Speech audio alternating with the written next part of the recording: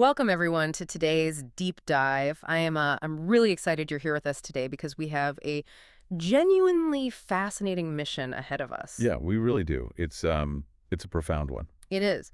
We are going to be exploring this document. It's based on an April 7th journal entry, and it's called The Gift Already Given. Right. And it is just this masterful synthesis of like philosophy, some sports history, psychology, and it really promises to completely reframe how you interact with the world. Absolutely. And to give you, the listener, a sort of blueprint for where we're headed, the sources provide this really helpful visual. It's a thematic map. Oh yeah, the map is super helpful to kind of picture it. Exactly. So picture a wheel right at the very center.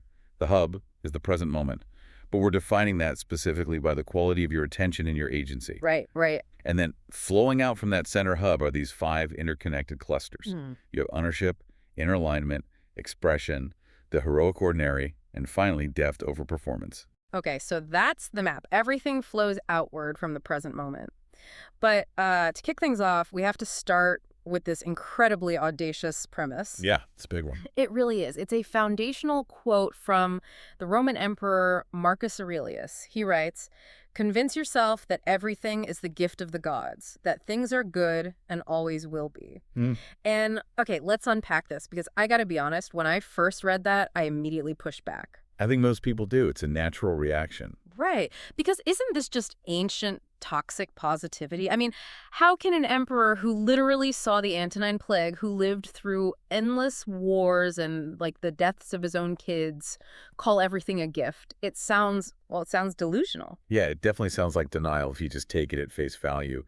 But Aurelius wasn't describing a world that has no suffering. He wasn't saying the plague was literally a fun gift. All right, so what was he actually saying then? He was describing a posture toward the world, a psychological stance that suffering simply cannot break. It's about recognizing that the quality of your inner life dictates absolutely everything else. So it's not about what happens to you, it's how you hold it. Exactly. Huh. Your inner quality isn't permanently broken by tragedy. He's saying that everything, even profound pain, is just raw material. Raw material. Wow, okay. But to truly view everything as a gift or as material, I feel like we have to start with the things that feel the absolute least like gifts. Which would be our past traumas. Exactly, our deepest wounds. And this brings us to Ryan Holiday's work, right? His daily dad writings about parental wounds. Yes, Holiday gets incredibly direct here about the damage inflicted by the people who raised us. It is a total gut punch. He talks about, maybe you had an absent parent or an alcoholic dad or even a smothering parent. Yeah. And he drops this massive realization. Which is such a hard truth to swallow. Oh, totally. He says, your problems might not be your fault, but they are your responsibility. That right there is the defining line of radical ownership. The difference between fault and responsibility. Right, because fault is looking backwards, right? Yeah, fault is about blame. Who broke this? But responsibility is forward-looking. It's asking, well, who is going to fix this so we don't pass the exact same damage down to the next generation? Which is such an intimate, agonizing form of ownership. I Yeah. mean, it makes me think of inheriting a crumbling house. Oh, that's a perfect analogy for it. Like, you didn't pour the bad foundation. You didn't cause the water damage in the walls. It is absolutely not your fault the house is falling apart. Right, but it's your house now. Exactly. You live there. Yeah. And if you just sit in the living room yelling about the previous owners, the roof is going to collapse on your kids. You're the only one with the tools to fix it. But fixing it alone is nearly impossible, which is why the text introduces this beautiful Spanish proverb. It says, whoever has a good friend, consider themselves rich. Oh, I love Because think about it, our deepest wounds are usually inflicted within relationships. So the healing has to happen in relationships too. You can't heal relational damage in total isolation. Right. The cure is in the connection. That makes so much sense. So if internal responsibility is about doing the hard work to heal the past, then external responsibility is about staking a claim on the future. Exactly. And that leads perfectly to the Mark Messier story from 1994, which is just legendary. It really is the ultimate example of that present moment agency we were talking about. For sure. So picture this. The Yeah. New York Rangers are down 3-2 in the playoffs. It's an elimination game.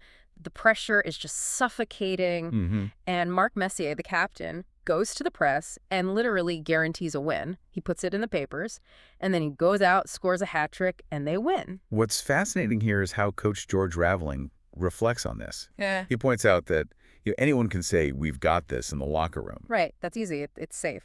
Exactly, it's just noise. But Messier tied his entire reputation to a specific public outcome. He burned the boats. He didn't leave himself an escape hatch at all. Which brings to mind that quote from David Schwartz. The thinking that guides your intelligence is much more important than how much intelligence you have. Yes. And I want to turn this into a direct challenge for you, the listener, because Raveling has these diagnostic questions that are just brilliant. They really strip away all the polite excuses we make. Totally. Ask yourself, where are you using safe language instead of just calling what needs to happen? Right. And when things tighten up at work or at home, do you step forward or do you kind of just blend into the crowd? It's a heavy question.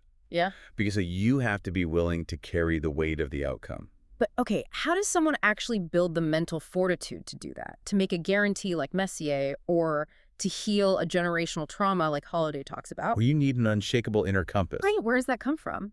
Because you can't just buy one at the store. No, you definitely can't.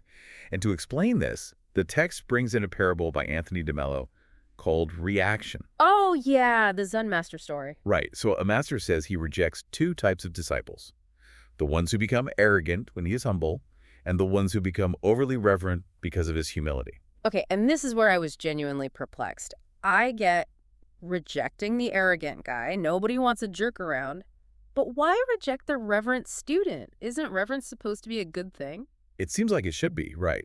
But the profound lesson here is that both of those students are being driven entirely by external conditions. Oh, I see. They're acting as mirrors, not as autonomous people. The arrogant one puffs up, the reverent one shrinks down. Neither of them actually has their own internal compass. So if the environment gets hostile, they just shatter. Exactly. And the text connects this ancient map of the inner life to the Ten Commandments. Which is an interesting leap. It is, but if you look at it not just as a legal code, but as a map of inner disciplines, it makes perfect sense. The first four commandments are basically a rejection of idolatry. Right, meaning letting some substitute occupy the center of your life that truly matters. Yes. And the final six commandments name the relational consequences of when that inner compass fails. When you worship the wrong thing, your compass breaks, and relational chaos follows. Okay, so if you do have that inner compass correctly aligned, what does it actually look like to the outside world? It looks like warmth. Yes, and here's where it gets really interesting to me. We have this quote from Robert Greene and Arthur Schopenhauer about how warmth makes people pliable. Right. The wax metaphor. Exactly. Like hard wax is brittle, Right. but you apply warmth and it softens. It's not just about being nice. Warmth is actually a transformative force that reshapes the whole environment. It absolutely is. And to add to that, Sir Edward Victor Appleton says, I rate enthusiasm even above professional skill. Which is a crazy thing for a physicist to say, honestly. It is. But he understands that skill can be hired. You can train someone to do a task. But the energy and warmth you bring, that is rare. Yeah. And Simon Sinek talks about this too. Progress is freely sharing ideas so others can build on them. That generous spirit is exactly what an aligned compass looks like. And I think that brings us to the concept of the heroic ordinary. Because true heroism isn't always scoring a hat trick in a playoff game. No, often it's very quiet. Right. Robin Sharma and Charles Dickens talk about this. Sometimes being heroic is just uplifting someone when you are totally exhausted, or just lightening someone else's burden. The scale of the action doesn't determine its value. Yeah, and there's that great anonymous quote in the text to keep you motivated. No matter how slow you go, you are still lapping everybody on the couch. I love that one. It just emphasizes that taking any action, no matter how small, matters.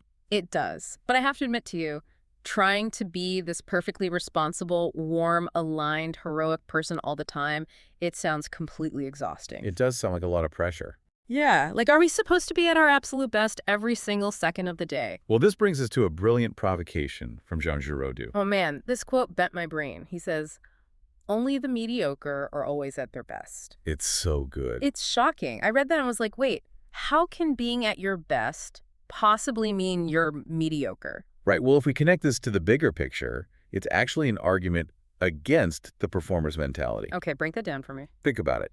If you are always at your best, if you never mess up, it means you are staying safely within your current ceiling.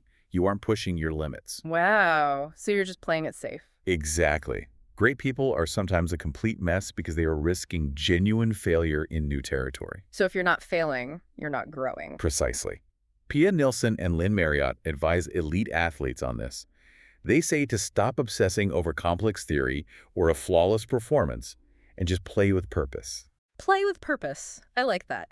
And Joseph Conrad rounds this out so perfectly. He says, I don't like work, but I like what is in the work, the chance to find yourself. Right. The goal isn't a flawless performance, it's depth. It's finding yourself in the messy process. So what does this all mean for us? When we look at the gift already given, I think it's really a masterclass in deciding irrevocably that you are a builder rather than a defender. Builder, yes. I love that distinction. Everything you're given, like the trauma, the pressure, the totally unglamorous moments, it's all just raw material for you to work with. And that leads right to the final journal prompt in the text. Control the controllables. Water the grass where you stand. Water the grass where you stand. Yes. If your inner and outer worlds harmonize, your relationships will too. You don't have to fix everything everywhere. Just start where you are. That is so powerful. And I want to leave you, our listener, with a final thought to really chew on today, something that wasn't explicitly mentioned but is totally implied by this whole framework. Oh, I like where this is going. If we truly accept that the present moment is the site of our agency, and that literally everything is material to build with, what if the biggest, most annoying frustration in your life right this very second isn't actually an obstacle? What if it isn't keeping you from your path, but is actually the exact custom-designed tool you need to unlock your next level of growth? That changes everything. It really does. It really does. So go out there and use whatever material you've been handed today. Thanks for joining us on this deep dive. Thanks, everyone.